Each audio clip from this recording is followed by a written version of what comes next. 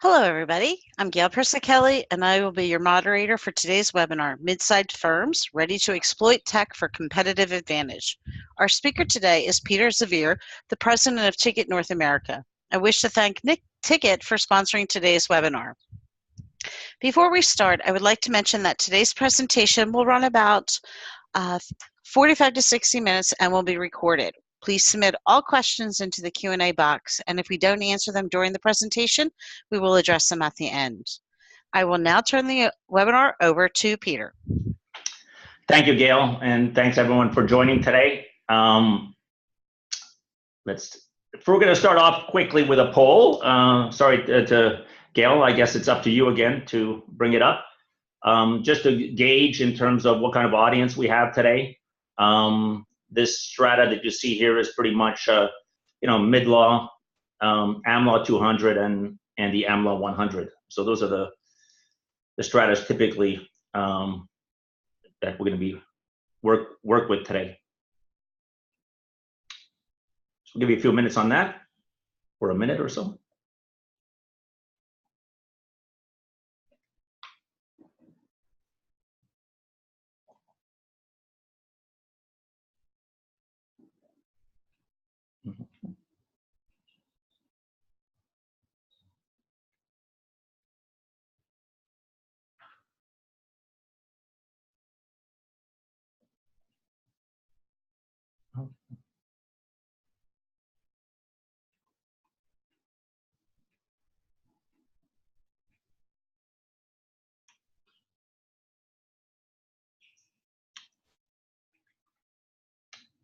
We have some results, Gail? Here we go. Okay, well, that's excellent. As the title states, it's a presentation that's oriented towards mid-law. Obviously, the themes and the concepts that we're going to be discussing are valid right across the board, but there will be a little bit of an emphasis on mid-law today. Thanks for that. So before we get going, we're going to start at the business level. Like any technology decision, we start with the business and see how the technology can support it.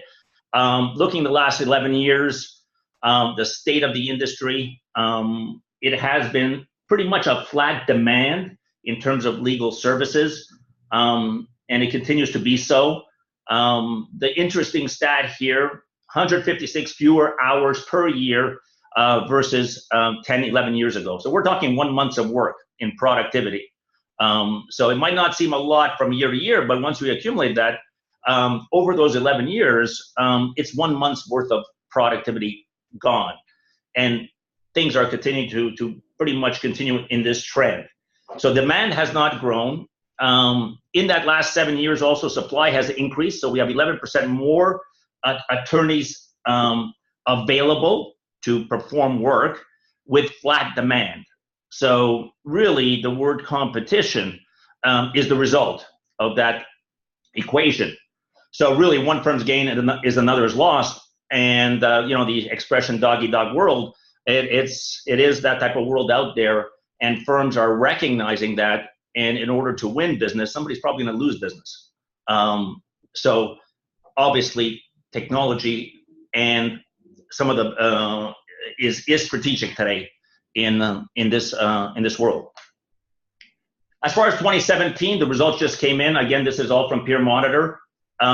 It's really more of the same. Sluggish growth, decline in productivity. Again, that's hours worked. Rate increases are pretty much flat or modest at best, and downward pressure on realization. So firms are really trying to hold on to that realization because they can't drive productivity. So the solution is in the realization area, or the performance is all in the realization area. And there's pressure on expenses. The salaries, fixed costs are increasing. So it is a challenge out there. That all being said, no low-hanging fruit opportunities, and there haven't been for some time.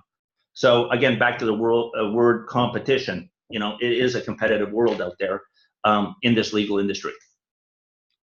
There is one difference in 2017 that basically, based on the last results, it looks like the AmLaw 100 is starting to break away in terms of productivity. Even in realization, they're breaking away. So this year there's been a little bit of a change. They are recognizing those competitive forces, and they're putting some strategy in place to address them, and it's looking quite good over the last year. We don't know where that's going to trend over the next 2 or 3, but we see an upward slope there, as well as mid-law. So some of your firms, the smaller firms, are also seeing an upward slope. Where we see flat or decline is in the AmLaw 200. The productivity has been stagnant and slightly declining. So good news for mid-law, relatively speaking, good news for AmLaw 100. And what we're going to look at today is what are the drivers for that growth, and what is causing firms to break away from the pack. Because I mean, it's not raining business. You got to go get it. So how are the top performers achieving some of these results? And there's been a study that was done, and some of you might be familiar, about dynamic versus static firms. And it garnered a lot of attention because it might explain some of this breaking away from the pack, and in terms of performance. Some background on this study. The source was a peer monitor data. Peer monitor data is a amalgamation and consolidation of an anonymous law firm data over a 3-year period. So it's a very, very credible source. 3 performance metrics: revenue per partner, change in profit margin, and net profit margin. Those are the ones we focused on to basically define performance. And simply, the study took, the top 25% and labeled them dynamic firms, and the bottom 25% performers labeled as static firms. So it was that rudimentary. So it was really focused on just slicing the top and the bottom, and really it's a reverse engineering exercising basically from metrics, and now let's see the rationale behind it. It's almost like taking a classroom of students and, top 25, first quartile, bottom quartile, and then seeing why they're performing so well in terms of, their social environment, social status, parent support, et cetera, et cetera. It's almost similar exercise, but for law firms. The only difference being that the law firms here, their ability to deliver and their competency in legal subject matter is pretty much even. So we're looking at other factors. And that's where it gets interesting, and that's what we're going to talk about in a second. So one of the first findings from the study was, law firms, and I've been in this business for many, many years, and really going back, and when I'm saying going back, we're going back to the good old days where we could simply increase leverage and increase rates and performance would improve. So I got 2 dials, I increased the leverage dial or I increased the rate dial, and all of a sudden my profitability is much better. That has gone away. So in this study, the leverage factor and the rate factor were pretty much equal across the board. So it did not play into the study. So you can't explain performance on what we call these traditional finance strategies. The dynamic firms did outperform static firms in realization, however. So there is something here that in realization, not in productivity, but in realization, there was an indication of a potential source of performance improvement. And if we look at it carefully, and we break it down to which part of the realization journey, as I call it, it looks like it's in the work to billing zone. So as much as the static firms, i.e. the bottom 25%, started at a $5 an hour average rate, higher than the dynamic firms, by the time the cash came in the door, the rate realization flipped, and the dynamic firms lost less, pretty much stayed flat, whereas the static firms, they dropped in that realization, and they dropped in a zone from work to billing. So this zone is quite important because it has nothing to do with collections. It has nothing to do in terms of the invoice once it's out the door. It's all about getting the invoice to the point of leaving the firm, meaning from work to billing. It's that zone here that saw the fluctuation and how the dynamic firms sustained value. They sustained value simply by, when I work for $100, I pretty much get $100 onto the bill, whereas the static firms, they work for $100 and they might get $95 onto an invoice. So they're losing value in this zone. And this zone, it really is a zone where it's self-inflicted, this loss, because they have control over this process. All firms have control over this process in terms of performing the work and getting it onto an invoice and retaining value in that process. Digging a little deeper, again, back in that zone of the self-inflicted zone, as I call it, we see that alternate fee arrangements play a major role in this part of the transaction cycle.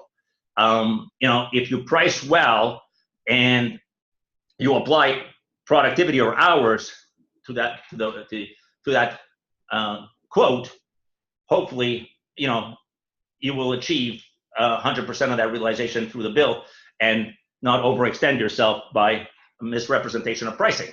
So AFAs do play a major role in this part of the transaction cycle, as well as the quality of hourly billing, meaning an hour of work will appear as an hour of work on a bill, and there's no write-offs at this point. So quality and retaining quality and value are important at both levels.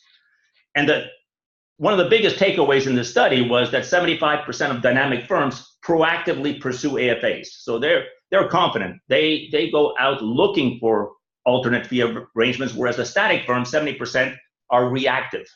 Okay, so this is major because it's almost 180 degrees apart in terms of how they approach AFAs. And why would you be so proactive in pursuing AFAs? Well, probably the reason is confidence in understanding your cost structures.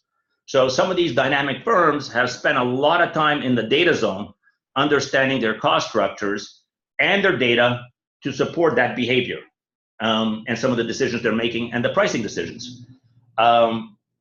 They emphasize also quality and value in their work product. So they're really working at the beginning of the transaction cycle, accurate timekeeping, timely timekeeping, compliant invoicing, adherence to outside counsel guidelines. They're spending a lot of time making sure when that invoice goes out the door, it represents accuracy, value, and hope in AFAs, well-managed services. So they do prioritize in this work to billing zone. Dynamic firms also prioritize technology to support pricing and that work to bill process. So beginning of the cycle, they're putting technology there to make sure that that value is retained. Some of the technologies that we're looking at here that will help in this zone, business intelligence. You want to convert data into information. That'll help with your cost and pricing. So you really want to look at that data, use tools, use technology, so that you have that level of confidence to move forward. Even the capture process, they're focusing on good data capture, because you might have good reporting and good intelligence on the data, but if the data is poor in quality, you have another problem. So it's almost a chicken and egg situation there, where once you start getting good at the intelligence, it might lead to recognition of poor data, and that might require another effort. So there's a lot of investment there to get it right, but if you do get it right, we're talking serious competitive advantage in that space, and we're seeing dynamic firms doing that, and the results, based on the study, are there. Workload and forecasting and pricing, obviously knowing who is available at what skill level and what price level. Resource utilization is key, and making sure that you apply the right cost of resources to every mandate. And of course, project management, managing that project so there's no slippage and costs in executing the work. Remember, working on fixed fees here. So any technology in the business intelligence, in the data capture, analyzing the data, workload and forecasting, these are the technologies that play a role in this part of the transaction cycle. And this is where like I said, the dynamic firms have spent a lot of effort in maintaining the value and the realization. So, in a nutshell, technology connected directly to understanding productivity and resource utilization. In a nutshell, that's the technology you want to apply, and recognizing the data is there. It's just a matter of leveraging it. As far as mid-law, okay, so the majority of the firms on this call today, there's an added opportunity here. Up to now, the concepts I've discussed are applicable right across the board, but mid-law has cost structures that are favorable to competitiveness. Obviously, the cost structures, there's more elasticity you have in pricing because of those cost structures, so you can be more aggressive. There's no dependence on leverage. A lot of the AMLA 100 have a higher leverage factor, whereas the mid-law have less leverage and not dependent on leverage, and actually inject more senior associates into deals, and that's appreciated by clients, so more value. So that's really a good thing, but still maintaining good margin, which is very important. Mid-law also obviously has the legal talent. We're seeing a lot of talent moving from AMLA 100 into mid-law simply because, better variety and scope of work, better work-life balance, more exposure to different matters. So there's a lot of incentives to be in the mid-law, and that plays well. And, inside counsel knows that. It's not a question of talent. It's a question of service delivery. And mid-law has the agility and flexibility. They can make decisions a lot quicker, and they can be much more flexible. So there are advantages for mid-law to be dynamic. And these are just some of them. And we know mid-law, that inside counsel are looking at mid-law to fill as part of their strategy in managing legal spend. So they're being very selective in terms of, applying the right cost to their legal spend, similar to what your firms are doing and applying the right resource to the project in terms of skill and cost. So everybody's trying to do the same thing. It's managing that legal spend at both ends of the spectrum. You have to prioritize systems and tech and process around work to bill. So if your tech spend is down at the other end of the transaction cycle after the bill goes out, a lot of reporting, a lot of after the fact, it's better to move the spend to the beginning of the transaction cycle. That's where the advantage is, and important to put the right dollars in where the returns are the highest. Some of the concepts here: no such thing as legacy data. Firms sometimes confuse legacy data and legacy systems. Data is data. There's no such thing as legacy data. It's there. It's the question of getting at it now and exploiting it for advantage, competitive advantage. If you have control over that data, you have the ability to proactively share and change behavior to be proactive with AFAs. So the question is, data is data, exploit it for advantage. Capture efficiency before reporting. Obviously, workflow, automation, good data. Those are things that we're looking for. Reporting is a byproduct. You don't start at reporting. Reporting might give you insight at the beginning, but a lot of times that reporting will lead you to look at the data, optimize it, tag it properly, and have that advantage. Another finding from that same study, investment in varies significantly between dynamic and static firms. Well, let's start with technology. Year-over-year increases in technology spend, 2.6 times a factor between static and dynamic. So dynamic firms are recognizing the value of technology and the spend of technology, and increasing it year over year more than the static firms. This is just a margin of increase. Obviously, both sides, static and dynamic, spend a lot on technology as a percentage of firm revenue.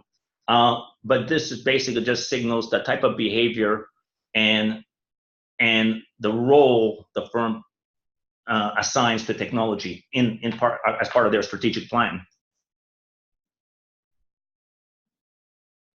They not only invest in technology, but they also do it strategically. Okay, so it's not just a question of let's spend money on technology, it's a question of where do we spend it. So when we say strategic spending, we're talking anything beyond keep the lights on. So we need the basics. Everybody needs a laptop. Everybody, the network's in place. The keep the lights on tech layer is always preserved, and it's not a differentiator from firm to firm. What a lot of the dynamic firms are doing, their decision-making process is centered around technology connecting to lawyer productivity or technology connected to client relationship. That is a litmus test that's being applied to every technology decision. So it's not individual preference, it's not opinions, it's not the last fire in the firm in terms of a client situation. We got to apply technology. It's very, very strategic, deterministic in approaching technology decisions and investments. In fact, some of these firms are also adding metrics so that it's objective. So there's weightings assigned to steer those decisions. And on the right is a very, very simple schema there, where lawyer facing typically gathers a higher weight, client facing number 2, and admin, and the rest of the organization number 3. The notion here and across any business is, let's empower our people so they could service our clients. A lot of times, the client will jump ahead, but some of the biggest organizations and more successful organizations outside of legal always said, let's empower our people first so they could take care of our clients. And that's pretty much this model here on the right. We have another poll, Gail, so maybe we'll put that up. Oh, fantastic. So this is a question, as far as a tech decision, is the use of technology by peer firms, who else is using it? So we see that a lot, often a driving factor in the decision making. Who else is using it? And the more peer firms are using it, sometimes that sways the decision. We're just wondering how important that is in today's times.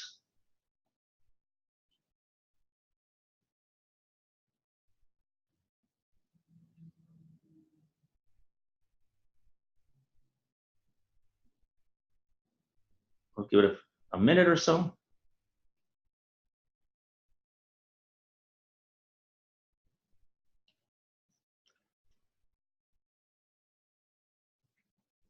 Okay. Here we go. Oh, that's interesting. Right down the middle.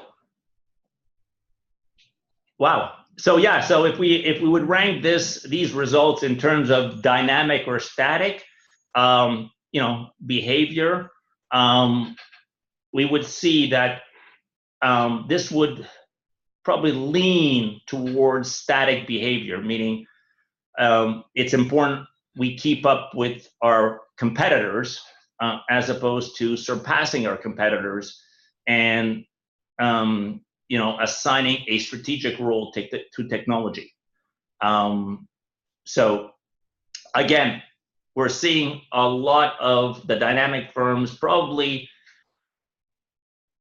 using it as a consideration, or some of them are saying it's really not important. We're actually looking for that technology, or that will achieve efficiencies where we could be much more price competitive. So there's a ways to go here, but it's quite revealing.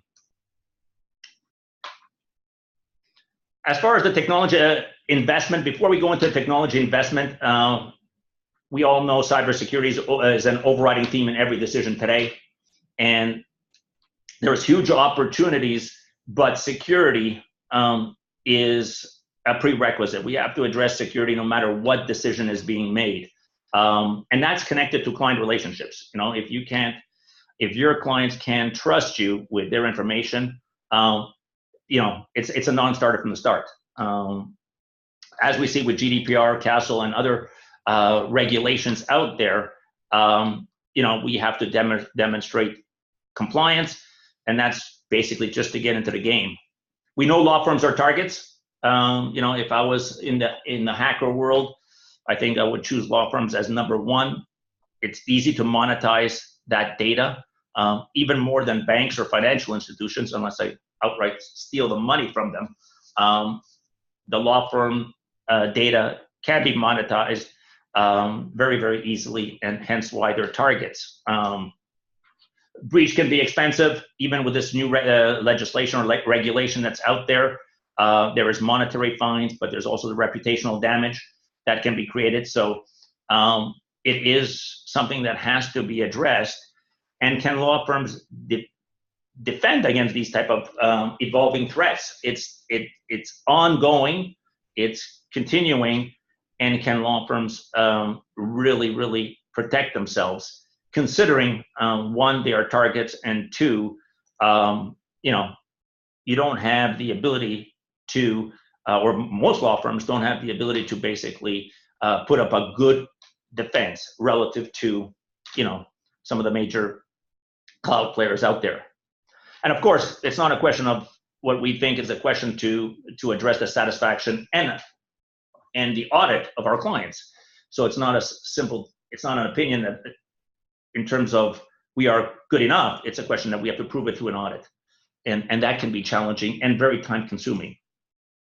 And we've seen in the past, I'm sure you're familiar for some of this, where, we've seen breaches of the Panama Papers and a lot of articles out there. And there's some major firms that are AMLA 100 that have been hacked, and even with high investment in defense systems and security, they have been hacked, and it does cause damage. So it is difficult to defend, and the question is, you have to get over this layer before you could get into some efficiencies in ROI on technology. As far as the investment, first, perception of the cloud. So before we go anywhere, again, we've covered security, but then the question on the other hand is, what is the perception of the cloud among mid-law and even AMLA 200, AMLA 100? Where are we? It was the most popular hashtag at ILTA 2016. It was actually Cloud 2020, meaning firms had a target of being in the cloud by 2020, or predominantly in the cloud. Well, the first thing, at a personal level, we know for a fact that on the left, that's one way to store valuables, and on the right we have another way of storing valuables. And we know, if I ask 99 out of 100 individuals, they would all check the right side, saying a safety deposit box is the best place as opposed to storing valuables at home. So that's understood, recognized. There's no question of perception. The perception is all in favor of the safety deposit box. In the next example, we have the on-prem versus the cloud, and where are we relative to the example above? Have we achieved that sense of perception that the cloud is the place to store our valuable data and assets, or digital assets. Obviously, the image on the right, the cloud, is not representative. It's more something of this nature. And obviously, the question mark is, where do we stand in terms of that perception? It's never a question of fact here. It's a question of perception, because if the firm is convinced and they're ready to go, the opportunities open up. If there's any suspicion that maybe it's not as secure as it should be, or reticence, then you might be a little bit away from some of those opportunities that can be had if we migrate. So we have another poll here. Number 3, the move to the cloud is as a strategy for the firm. So the question is are you all in, sold, and you're on your way? Are you still going through a selling process and there's some resistance, or you're pretty much not convinced yet, there's no plan, and it's more of a wait and see?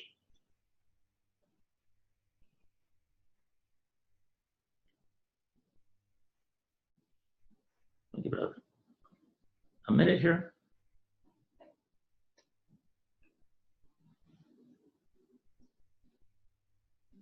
Okay. There was just a recent Adderant study that was published, and in that poll, I think 27% of firms replied increased security. So it's only a quarter. So we got 30% sold, excellent, and 30% on the way, and not convinced, 39%. So yeah, in terms of, again, referencing back to the dynamic versus static firms, the dynamic firms have went through this exercise, have really gathered the facts, looked at their abilities, and looked at the strategic role of technology, and almost have checked off that cloud is where we're going to achieve competitive advantage and compete. Also, some of the in the Adderant poll, irrespective of the level of security, the business continuity, disaster recovery, I think represented about 50% of the rationale for going to the cloud. So there's a lot of operational and risk management ROI or benefits that are achievable through the cloud as well. We're just going to go through a quick case study here. This is a dynamic firm, and it kind of illustrates the behavior of a dynamic firm.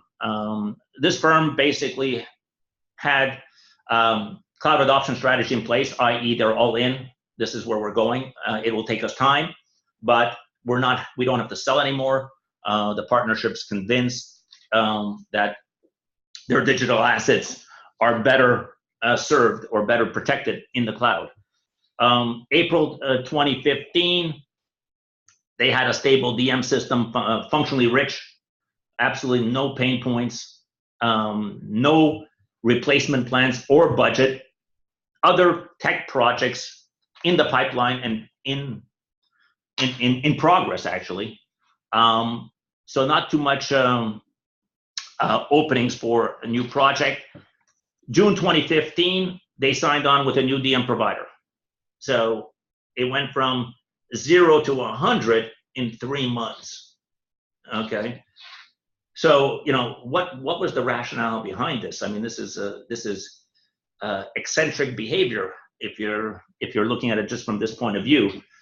But it really shows what I call dynamism at work. The firm spotted the opportunity, and again, they spotted the opportunity with a different lens. When I say different lens, they weren't looking at DM, they were looking at other advantages, other strategic advantages that this platform offered. So it was not a DM decision. It was obviously, they see multi-dimensional value proposition. I'll talk about that in a second. And because that dynamic nature of the firm, they applied those objective priority mechanism, connects to our attorneys, connects to clients, check, meaning high priority, and they executed quickly to get that early mover advantage. So it just shows they went from, in 3 months, completely from 0 to 100. And the key thing is spotting the opportunity and taking advantage of it. Some of the benefits they achieved, security data protection, credibility in addressing security audits. The firm was dealing with a lot of Fortune 100, Fortune 250, very time consuming, so there was cost justification there. Business continuity, disaster recovery, guaranteed. They already had the email continuity in place. Now they have their document business continuity going, which was comforting for firms, for the attorneys. They eliminated redundant systems, extranet, large file sends, and everything else, so some direct cost savings. They engage clients in collaboration because the modern DM is inclusive of your clients. It's not unique to your personnel. It includes clients, which is important. They have a mobility angle, meaning access to documents on mobile. And the last benefit was we maintained our DM, which was working fine. So the whole decision, and when I say the other lens, I'm talking about the benefits, 1, 2, 3, 4, 6 benefits here that are, 1, directly connected to lawyer productivity, directly connected to client collaboration, connected to risk management. And the last one is basically status quo. We have another DM system. So this is a dynamic, this is what, the experience of a dynamic firm.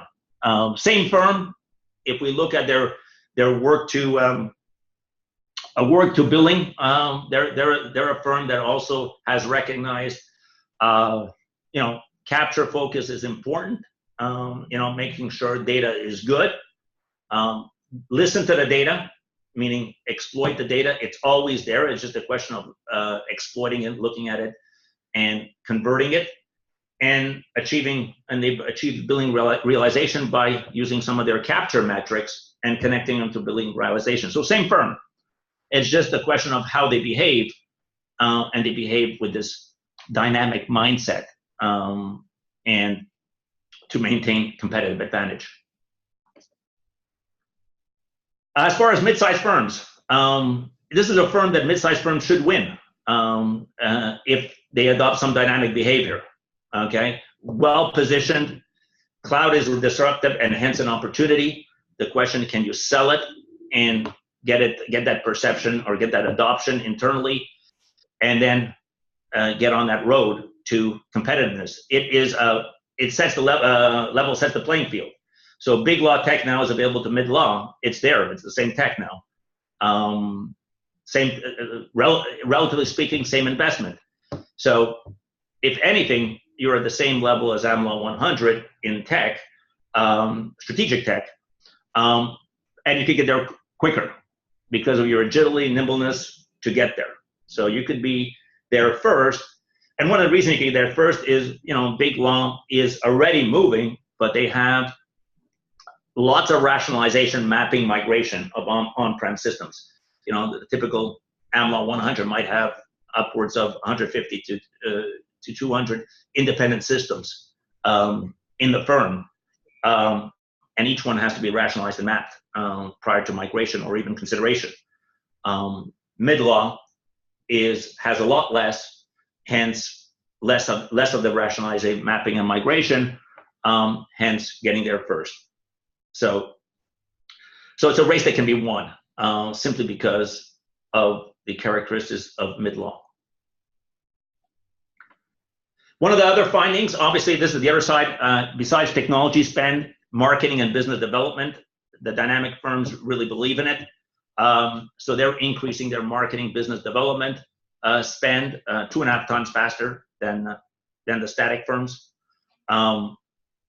what they're really focusing on is, and what they say is working according to the study, is lots of direct client interactions and meetings, especially when there's AFAs and a lot of meetings to set level setting expectations early on. So a lot of BD, business development work at that stage, again, at the beginning of the transaction cycle. And again, I'm always reinforcing that that's where the advantage, or that's where the competitiveness is. It's at the beginning of the transaction cycle. BD coaching, adding a new layer to attorney behavior, understanding that it's delivering quality legal services, but the question of generating and exploiting revenue opportunities is key. So there's a lot of BD coaching that's going on. So there's a lot of investment going there. Brand development is another area where they're spending, meaning 15 years ago, or even prior, when I started in the industry, a law firm was the sum of its parts. Now the law firm has the value of the firm has to exceed the sum of its parts, and that's all part of brand development and the value of the organizational element of a firm, and not the I call it the organizational capital versus the human capital. There's got to be organizational capital built, and that's built up through the brand, and they're spending a lot there as well. A data exercise, even in the business development, because of the compliance, nothing starts without a data exercise. This notion of we got to get closer to our clients, let's engage in Salesforce. Well, before you engage in Salesforce or any CRM, it's a question of understanding data and the challenges of data, so that those systems can be exploited. And finally, closing the loop, leveraging technology into the business development. How much does technology play in business development and promotion? How much do you promote technology as a strategic element in the firm's service delivery? If we're gonna spend on it, dynamic firm spend on it, we might as well convert it and have it participate in our marketing and business development exercise as well. And that's an indication of that dynamism that I was speaking about in the dynamic for behavior. So I think on that notion, we have a poll here as well.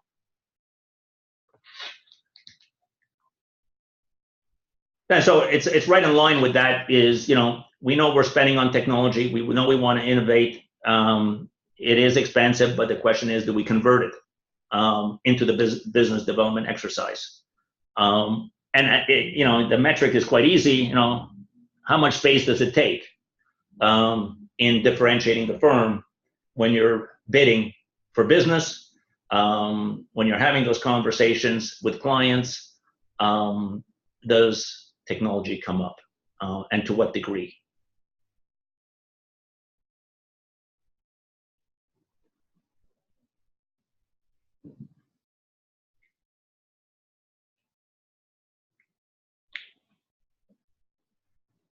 So we'll get to see.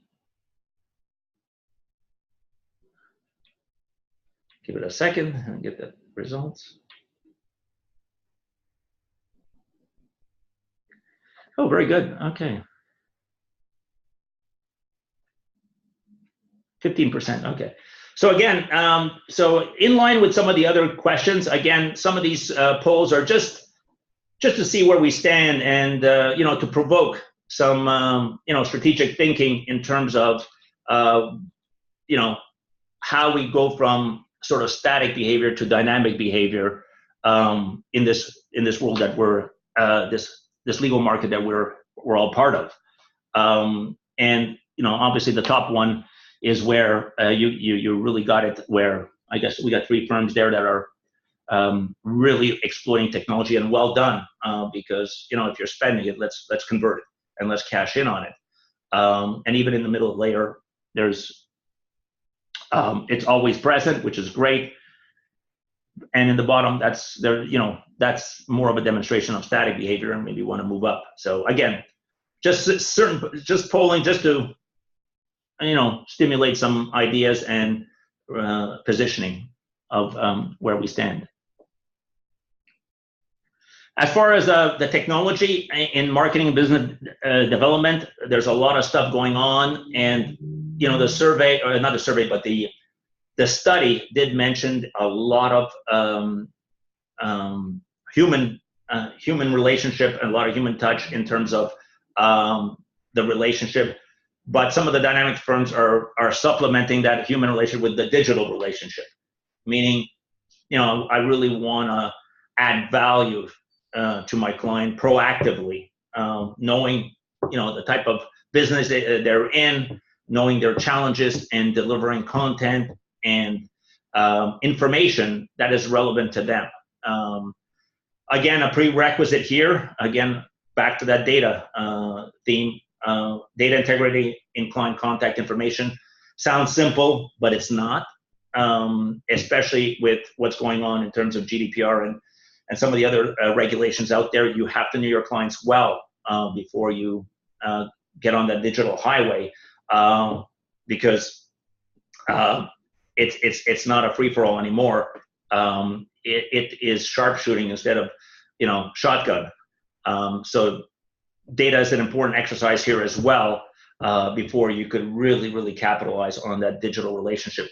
We're seeing a lot of dynamic firms are creating client-facing content, meaning personalized portals where they dial in and the information there is available that resonates to them. So it's almost like a VIP entrance. So they're giving them that value add. It demonstrates the technology layer. It demonstrates the service layer.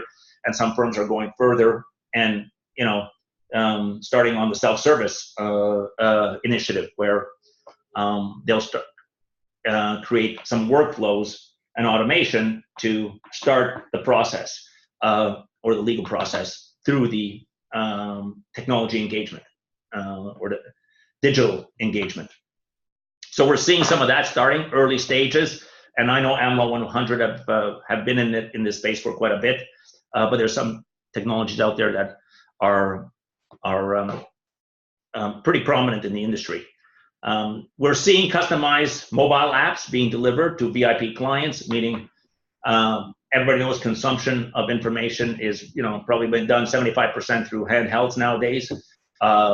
And why not offer clients a personalized app dedicated for them in terms of connecting our relationship through that personal app?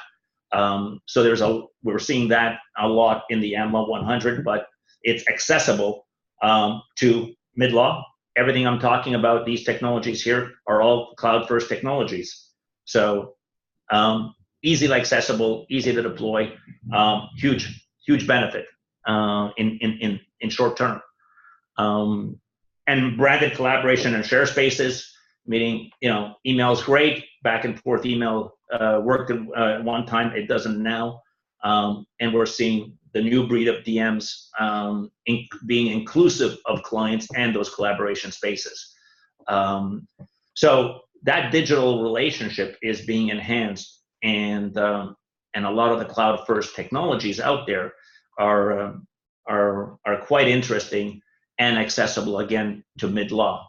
And that's why I was emphasizing is the perception of cloud. Are you over that? Is the firm over that barrier? Because there's a lot of opportunity once over that hurdle. And these are some of them. I'm not naming any names, but there's quite a bit of technology out there. And we're not talking bleeding edge. We're talking, what we call early majority adoption, which is proven technology. So in summary, dynamic versus static behavior. What we're seeing, it really just summarized the presentation in a nutshell. Focus, the dynamic firms invest in data. Static firms are more about systems. Dynamic firms know the data exists. Let's exploit it. Let's convert it to advantage.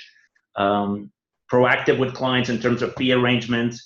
Cloud is in, mobile is a given, meaning, if I choose technology, I'm choosing technology, and mobile is a byproduct. We don't even address it. It's there. It's part of it. On the right side, the static, cloud is a work in progress, and mobile is on demand. it's still uniquely defined.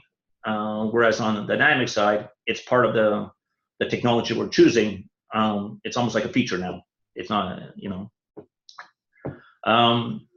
dynamic firms comfortable in early majority, whereas the static firms need, that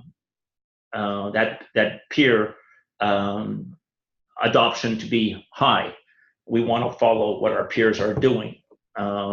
Whereas the dynamic firms are saying it is a consideration, but show me the value and we'll make a decision irrespective of the peers. In fact, sometimes it leads to competitive advantage quicker. And one of the last ones, opportunity lane, I didn't talk about this before, but the opportunity lane is always open. Whereas on the static, major products block opportunity lane. I didn't mention this before, but the case study that I said was, that firm had a full load going, and they still had an opportunity lane open to navigate. Meaning, if something good comes around, we cannot be blocked because we're rolling out a time and billing system, and it's going to take us 2.5 years, and so we're going to be static in that period and close all lanes. That firm had an opportunity lane always open, looking at opportunities and making sure they can capitalize when the opportunity presents itself. It might not, but at least the current projects will not be a roadblock to competitive advantage. So that's an important concept.